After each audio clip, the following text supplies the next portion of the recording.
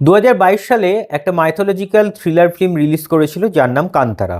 High guys, welcome back to রিভিউসকা। তোমাদের সাথে আমি রৌনক। আজকে চলে এসেছি কান্তারা মুভির সিকুয়েল ভার্সন আসছে আগামী 2 অক্টোবর 2025, যার নাম কান্তারা চ্যাপ্টার 1 এবং তার ট্রেলার অলরেডি রিলিজ হয়ে গেছে। সো ট্রেলারটা আমার কেমন লাগলো?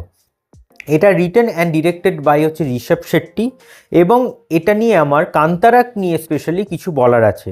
যে কান্তারা মুভিটার দেখো, তাদের বাজেট ছিল, মানে যখন তারা ফিল্মটা বানিয়েছিল তখন তাদের বাজেট ছিল 14 কোটি টাকা মতন, এবং ফিল্মটা রিলিজ হওয়ার পরে এত বেশি প্রচার পেয়েছিল এবং এত রকমভাবে মানুষের ওয়ার্ড অফ মাউথে এত প্রচার পায় এবং সেই কারণের জন্য এটা এদের বক্স অফিস কালেকশন হয়েছিল 450 কোটি টাকা।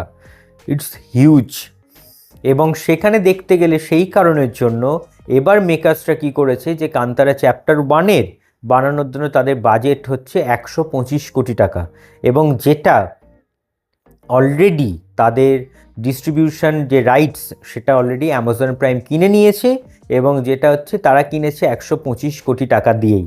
সো বুঝতে পারছো এবার ফিল্মটা বক্স অফিস কালেকশন মানে যখন রিলিজের পর থেকে যেটা হবে সেটা পুরোটাই কিন্তু ঘরে।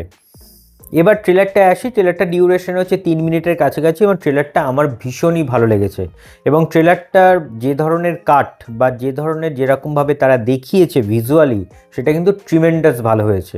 এবং এখানে একটা কথা বলে রাখা দরকার, যে এই যে ভিজুয়াল এফেক্ট বা যেটাকে আমরা ভিএফএক্স বলে থাকি, সেই ভিএফএক্সের কাজ করেছে দ্য মিল অ্যান্ড এমপিসি যে কোম্পানি, যারা এর আগে গ্ল্যাডিয়েটার, দ্য লায়ন কিংয়ের মতন সিনেমা বা ধরো হ্যারি পটারের সিরিজগুলো, তারা কিন্তু সেখানে ভিজুয়াল এফেক্ট বা বিএফএক্সের কাজ করেছিল।